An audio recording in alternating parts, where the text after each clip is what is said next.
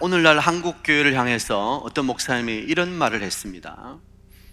한국교회 직분에 대해서 요즘 이 직분을 받기를 굉장히 꺼려 한다는 거예요.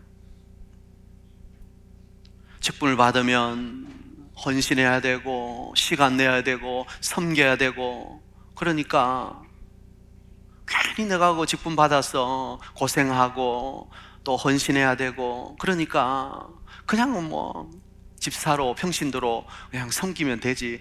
내가 직분을 받았어, 그렇게 중직자로 집사로 권사로 또 때로는 장로로 그렇게 좀 헌신해야 되는가? 그래서 아예 이제 직분을 기피하는 현상이 오늘 한국 교회에 일어나고 있다는 거예요. 그러나 또 하나는 이 직분을 마치 내가 교회에서 어떤 위치를 차지하고 있는, 그래도 내가 사람들로부터 인정받고, 그래도 내가 장로인데 집사인데 권사인데 하는 나의 어떤 사회적 위치 정도로 생각하고 교회 안에서도 그 직분을 받아야 되겠다, 또 이렇게 생각하는 사람이 있다는 거예요. 완전 양극이죠. 어떤 한 부류는 봐도 괜히 고생하고 힘들고 뭐 하려 그런 수고를 하냐, 그냥 집사로 그냥 평신도로 있으면 되지, 그런 분이 있는가 하면, 또 그것을 아주 어떤 나의 사회적인 지위를 보장해주는 그런 것으로 생각하고, 또 거기에 대해서 약간 목매다는 분이 있다는 거예요. 자, 이런 양극은 아주 잘못된 것이죠. 오늘 성경이 말씀하고 있는 하나님이 주시는 직분의 의미가 뭔지를 분명히 알아야 돼요. 하나님은 사람을 세우셔서 그 사람을 통해서 하나님의 일을 하게 하십니다. 우리 교회가 여기까지 온 것, 59년 1967년 10월 8일 날 우리 교회가 설립이 되었으니까 지금까지 59년 동안 우리 교회가 여기까지 온 것은 시마다 때마다 하나님께서 사람을 세우시고 그 사람을 통해서 하나님의 교회가 세워져 온 거예요. 사람이 없다면 교회가 세워질 수가 없는 거죠. 예수님께서도 베드로에게 마태복음 16장에 뭐라고 하셨어요? 베드로에게 네 고백 이후에 교회를 세운다고 하셨어요. 우리 성도들의 믿음의 고백과 헌신이 있어야 주님의 교회가 세워지는 거예요. 그러니까 직분이라고 하는 것은 하나님이 주시는 거룩한 것이다라는 것을 우리는 먼저 생각해야 되는 거예요. 아멘입니까?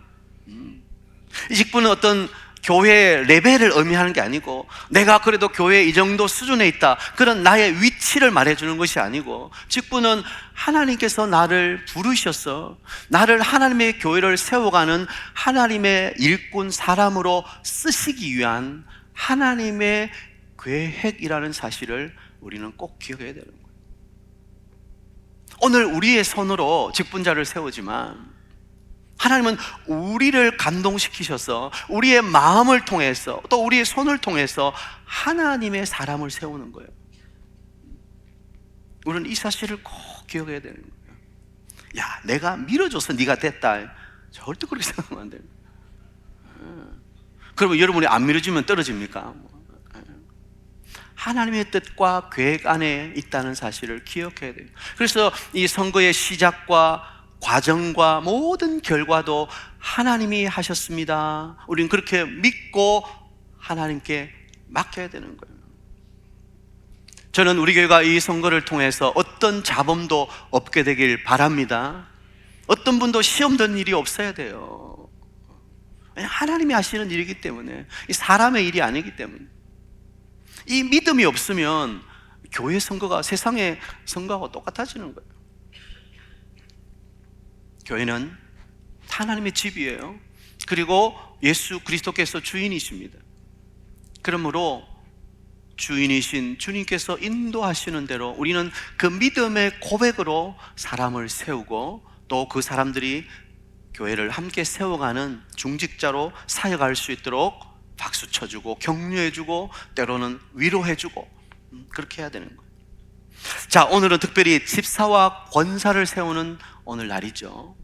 집사는 어떤 사람이 되어야 되는가? 오늘 바울이 특별히 에베소 교회를 목회하는 디모데에게 주신 교훈을 살펴보겠습니다. 이와 같이 집사들도 정중하고, 이 한글 개정이 조금 쉽게 번역이 되어 있습니다만 여전히 아직도 우리가 딱 받아들이기에 조금 어려운 단어들이 있어요. 이 정중이라는 단어가 무슨 뜻이죠?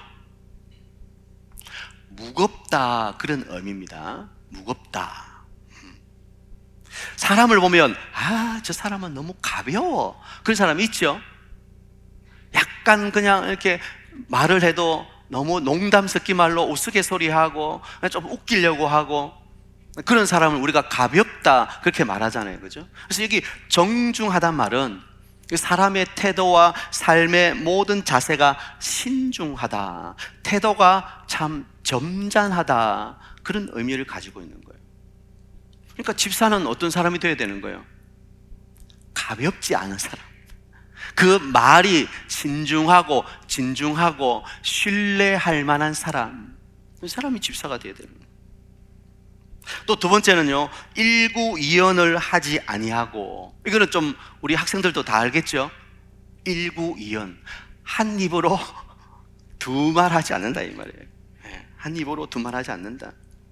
어떤 사실을 놓고 이 사람에게는 이렇게 말하고 저 사람에게는 저렇게 말하고, 자기의 유익을 위해서, 자기의 이익을 따라서 말을 막 바꾸어 가는 사람, 그런 사람은 안 된다는 거예요. 그래서 때로는 자꾸 분란을 일으켜요. 사실을 사실대로 이야기하지 않고 과장해요. 때로는 축소해요. 다 자기를 위한 거예요. 때로는 그것 때문에 사람 사이에 교묘한 신경전이 벌어지고, 때로는 오해에 사게 되고 분란이 일어나게 되는 거예요. 교회의 직분자는 일구이연하지 않는 사람이다. 그 말에 신실함이 있어야 되는 거예요. 때로는 자기가 조금 손해를 보더라도 사실에 대해서 사실로 말해야지, 그것을 자기의 유리하도록 교묘하게 돌려서 꾸며내서 말하면 안 된다는 거예요. 세 번째, 술에 임박히지 아니하고. 자, 임박히다, 이것도 좀 또 어려운 단어죠. 인이 박히다, 이게 우리가 뭐라 그래요? 담배 피는 사람들 보면 뭐라 그래요? 박혔다, 인이 박혔다, 그런 말 하죠. 담배를 오래 피면 그 니코틴이 이 잇몸이나 이빨에 박히는 거예요, 그죠? 그래서 담배를 피지 않았는데도 곁에 가면 냄새가 나. 담배 피는 분들 조심하세요. 곁에 가보면 그게 인이 박혀 있어서 냄새가 나는 거예요.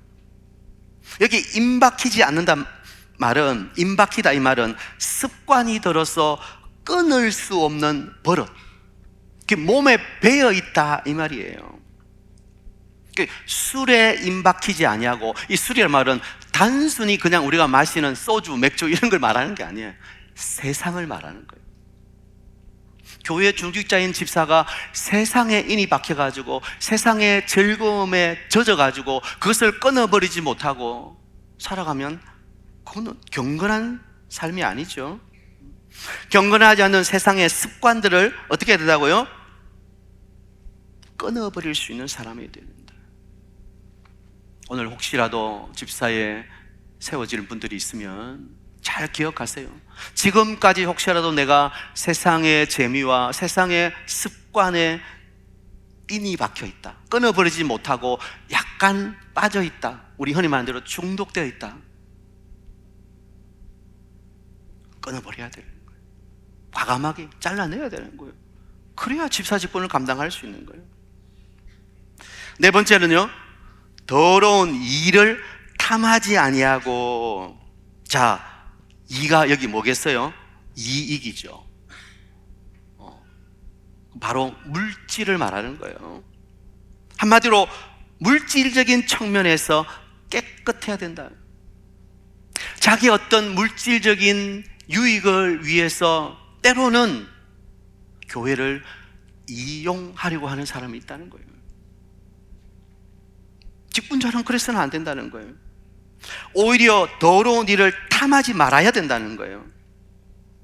물질적인 측면에 있어서 양심에 거리낌이 없어야 된다는 거예요. 왜냐하면 이 집사라는 직분, 초대교회의 집사라는 직분, 오늘날 교회도 사실은 마찬가지지만 집사 직분의 가장 중요한 임무가 뭐냐면 구제하는 거예요. 오늘날은 교회 재정을 관리하는 거예요. 그러니까 재정을 관리하면서 그 물질에 대해서 깨끗하지 못하다, 이거는 꼭 사고가 나는 거예요. 그렇죠? 재정 사고가 나는 거예요. 그렇게 되면 안 되죠. 그래서 집사는 더러운 일을, 돈을 사랑하지 않아야 된다. 바울은 그렇게 권면해 주고 있는 거예요. 그 다음 9절에 보면 깨끗한 양심에 믿음의 비밀을 가진 자라야 할지니. 하나님의 일을 하는 사람은 양심이 깨끗해야 돼요. 무슨 일을 하든지 떳떳해야죠. 숨기는 것이 있고 거리끼는 것이 있고 숨기는 것이 있고 그래서는 안 되는 거예요. 깨끗한 양심이에요. 깨끗한 양심. 착한 사람, 정직한 사람. 얼마 전에 국민 배우라고 말할 수 있죠, 그죠? 안성기 국민 배우가 돌아가셨어요. 물론 그분은 기독교는 아니고 천주교인이었는데, 그분이 9살 되는 아들에게 쓴 편지가 그 장례식 때 아들이 그것을 낭독을 했잖아요, 그죠? 여러분은 TV를 안 보면서 사십니까? 9살 때 아버지가 자기에게 쓴 편지를 그 장례식 발인 때 아들이 읽었어요. 근데 그 핵심이 뭐냐면, 아들아, 정직하게 살아라. 정직하게. 뭐 여러 가지 말들이 있었는데 제가 다 기억을 못하죠. 핵심이 뭐냐? 아들아, 정직하게 살아라. 여러분, 정직이 최우선이에요. 그리고 믿음의 비밀을 가진 자여야 된다. 믿음의 비밀이 뭡니까? 내가 개인적으로 주 예수 그리스도를 만난 체험과 지금도 그분과 나와의 1대1의 관계 속에 그분과 교제하는 그 믿음이 있어야 되는 거예요. 정말 주의 일을 한다고 하면서도 그 비밀, 믿음의 비밀을 간직하지 못하고 그냥 일에 몰두한다면 그건 그 영혼이 죽어가는 거예요. 오히려 그 일 때문에 영혼을 망치는 거예요. 여러분, 일보다 중요한 게 뭐예요? 하나님과 나와의 관계예요. 그것이 바로 영적인 비밀인 거예요. 이것은 비밀이에요. 다른 사람은 몰라.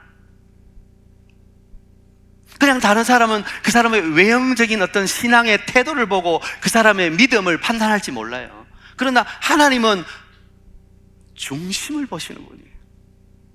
우리의 내면을 보시는 분이에요. 하나님과 나와의 관계 속에 믿음의 비밀이 있는가? 참된 복음을 깨닫고 그 복음이 오늘도 내 안에 역사하는 것을 믿고 내가 그 복음에 감격하고 그 복음의 본질을 붙들고 있는가? 이게 중요한 거예요. 복음 없이 일에 몰두하는 사람들은 나중에 그 일 때문에 오히려 걸려 넘어지게 되는 거예요. 사랑하는 성도 여러분, 저는 여러분 모두가 다 하나님의 귀한 일꾼으로 쓰임받고 있다고 믿습니다. 그러나 특별히 오늘 그 가운데서도 집사로 권사로 이 중직이라는 직분을 받아서 섬길 분들, 믿음의 비밀이 있어야 됩니다. 복음의 본질이 그 속에 있어야 되는 거예요. 예수 그리스도에 대한 그 사랑과 그분의 흘리신 보혈에 대한 그 감격과 은혜와 그리고 그분을 향한 헌신과 내가 마땅히 십자가를 지겠다는 그 결단과 고백이 있어야 이 사명을 감당할 수 있는 거예요. 저는 여러분이 다 그렇게 되기를 축복합니다. 오늘 집사님들 20분의 집사님을 우리가 세우려고 하는데 정말 바울이 디모데에게 교훈해 주는 것처럼 이런, 아이고 목사님 그러면 뭐 우리 교회는 뭐 넘쳐나겠습니다. 표정들이 다 왜 그러세요? 제가 아이고 그러면 한 사람도 없겠네요, 그런 말 할 줄 알았죠. 제가 볼 때 우리 성도님들은 넘쳐나는 것 같아요. 다들 믿음으로 열심히 하려고 하는 그런 헌신이 있는 분들 같아요. 그렇지만 다시 한번 바울이 디모데에게 주는 이 말씀을 잘 새겨들을 수 있길 바랍니다. 정중하고 일구이연하지 아니하고 세상의 것들에 임박히지 아니하고 더러운 것을 탐하지 아니하고 깨끗한 양심에 믿음의 비밀을 가진 사람. 중요한 거예요. 두 번째, 권사님들이에요. 여자들도 이와 같이 정숙하고, 11절입니다. 모함하지 아니하며 절제하며 모든 일에 충성된 자라야 할지니라. 사실은 집사의 자격과 권사의 자격이 일맥상통하는 거예요. 단어만 조금 바뀌었지 거의 같다고 보시면 됩니다. 자, 권사는 사실은 장로교에서 권사는 원래는 없었죠. 원래 감리교에서 이 권사 직분이 있었는데, 장로교에서도 교회 여성도 가운데 장로는 되지 않으니까 여성도 가운데 권사를 세워서 좀 항존직으로서 열심히 봉사할 수 있는 그런 여성도를 세우면 좋겠다. 그래서 이 장로교에서도 이제 권사가 제도가 시작이 되었죠. 우리나라에서는 1955년부터 이 권사 직분이 되었죠. 자, 권사님들을 봅시다. 첫 번째, 정숙하고. 정숙. 앞에 집사는 뭐라 그랬어요? 집사는 정중하고 권사는 정숙하고. 같은 말이에요. 태도가 점잖아야 돼요. 가볍지 않아야 돼요. 우리 여성도님들 가볍지 않아야 돼요. 점잖하셔야 돼요. 여자로서 행실이 곧고 마음씨가 아름다워야 돼요. 삐뚤어져 있으면 안 돼요. 범사에 자꾸 부정적으로 보고 어떤 일에 대해서 자꾸 안 된다고 하고 그렇게 하면 안 돼요. 그렇죠? 여러분들이 적어도 권사로서 성도들을 섬기고 기도하는 어머니가 되기 위해서는 모든 일에 정숙, 고요하고 엄숙하고 가볍지 않고 태도가 점잖은 부인이 되어야 된다. 두 번째, 모함하지 아니하며. 모함하지 아니하며. 아까 집사는 뭐라 그랬어요? 일구이연하지 아니하고. 여자들에게는 왜 일구이연이라는 말을 안 쓰고 모함이라는 단어를 썼을까? 웃으시는 분은 의미를 알고 계시는군요. 우리가 잘 알듯이 남자보다 여자분들의 하루의 언어 사용량이 배가 넘습니다. 그죠? 남자들은 10,000단어 이상은 잘 안 써요. 근데 여자분들은 20,000단어 이상을 쓴다고 해요. 그만큼 입에서 나오는 말로 사람에게 상처 주기 쉬운 거예요. 특히 비난하죠. 모함한다, 비난한다 이 말이에요. 남자들은 화장실 가도 혼자 가요.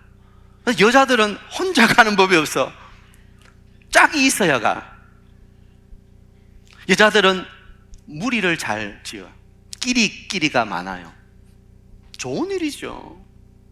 그러나 그 끼리끼리에 끼어들지 못하고 내 무리가 아니면 상대방이라고 생각하고, 좀 더 심하게 말하면 적이라고 생각할 때가 있다는 거예요.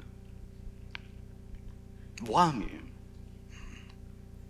내 편이 아니면 틀렸다고 말하고 잘못됐다고 말하고 부정적으로 말하고, 그리고 눈 꼬시고. 그러면 안 되는 거예요. 바울은 모함하지 마라. 여성도들에게 모함하지 마라. 여러분, 입술을 주의 성령의 은혜로 어떻게 해야 돼요? 찢어주세요. 이사야 생각나세요? 입술이 부정한 자로다 할 때 천사가 그 숯불을 가지고 와서 입술을 찢으면서요. 여러분, 우리의 언어가 성령 안에서 재련되어야 돼요. 내가 하고 싶은 말을 툭툭 던져서 안 돼요. 생각하면서 이 말을 통해서 사람에게 상처 줄 수 있는 말은 하지 말아야죠. 물론 그것은 쉬운 일이 아닙니다. 그죠? 우리는 연약하기 때문에. 그래서 나중에 후회하게 되죠. 내가 왜 그랬을까? 그런데 이미 엎질러진 물이야.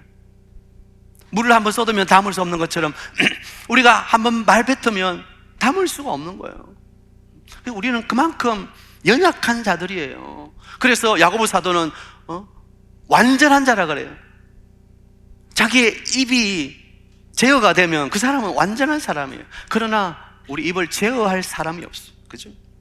그렇지만 우리는 믿음 안에 있기 때문에 우리 입을 단련하고 기도하고 시시때때로 또 기도하면서 하나님, 내 입술의 문을 지켜주옵소서. 내 입으로 함부로 사람을 판단하고 정죄하고 그 사람을 모함하고 몰아붙이지 않고 비난하지 않게 해주시옵소서. 혀를 잘 다스리는 것이 얼마나 중요한지 몰라요. 자, 세 번째, 절제하며. 절제. 왜 여성도들에게 이 절제라는 단어를 썼을까? 아마 그 당시에 귀부인들이 절제하지 못하고 좀 치장하고 좀 과시하고 드러내려고 하고 그런 삶을 살았던 것 같아요. 그건 여자의 사실은 본능이죠, 그죠? 그런데 바울은 그 본능마저도 믿음 안에서 절제해야 된다는 거예요. 여러분, 갈라디아서 6장에 성령의 9가지 열매 가운데 제일 마지막이 뭐예요? 절제예요. 아무리 좋은 은사를 가지고 있다 할지라도 그게 절제되지 않으면 그 은사는 오용되고 남용되고 과하게 되면 결국은 그것 때문에 시험받게 되고 그것 때문에 넘어지는 거예요. 여성들도 마찬가지입니다. 여러분이 열심히 하는 거 좋아요. 열심히 섬기는 거 좋아요. 그러나 정도를 넘지 않도록 조절하는 게 필요해요. 절제예요, 절제. 과하면 위험한 거예요. 교회 보면 주로 어떤 분들 때문에 문제가 일어나는가? 그냥 조용하게 있는 분들이 문제 일으키지 않아요. 과하게 열심히 하는 분들이 문제를 일으켜요. 그래서 목사 가운데 제일 부담스러운 성도가 어떤 성도예요? 40일 금식 기도한 성도, 신학한 성도, 뭐 이런 사람들 제일 부담스럽다고 하잖아. 정도를 넘지 않도록 조절하는 절제, 모든 삶의 덕목이라는 사실을 기억해야 돼요. 그 다음 네 번째는 뭐예요? 모든 일에 충성된 자라야 할지니라. 충성. 이것은 제가 자주 말씀드렸습니다. 충은 가운데 중자에 마음 심자예요. 그죠? 우리의 마음이 흔들리지 아니하고 그 마음 중심이 다 주님을 향해서 바르게 서 있는 사람이에요. 사람들에 대해서 왔다 갔다 하지 않는 거예요. 하나님만을 온전히 신뢰하고 믿음으로 한결같이 섬기는 사람, 충성된 사람이에요. 우리가 일하다 보면 자꾸 사람의 눈을 의식하기 쉬워요. 물론 무시하라 그런 말은 아닙니다. 때로는 사람의 충고를 들어야 되죠. 그러나 우리는 무엇보다도 하나님의 눈을 의식하며 살아가는 사람이라는 것을 기억해야 되는 거예요. 오늘 권사의 직분을 받을 사랑하는 여성도 여러분, 바울이 디모데에게 권해주는 교회 안에서 여자의 이 아름다운 모습들을 가슴에 새기시길 바랍니다. 정숙하고 모함하지 아니하고 절제하고 충성된 자. 자, 말씀을 이제 맺도록 하죠. 아마 이제 다 된 것 같습니다. 제가 왜 이렇게 길게 하냐면 투표 용지가 빨리 인쇄가 돼야 되기 때문에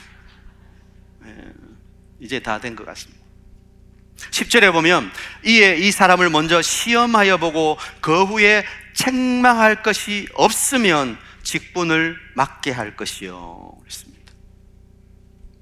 시험하여 보고 책망할 것이 없으면 직분을 맡게 할 것이요.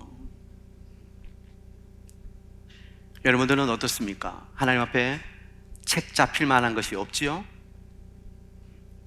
나름대로 지금까지 그래도 신실하게 믿음의 삶을 잘 살아오셨습니다.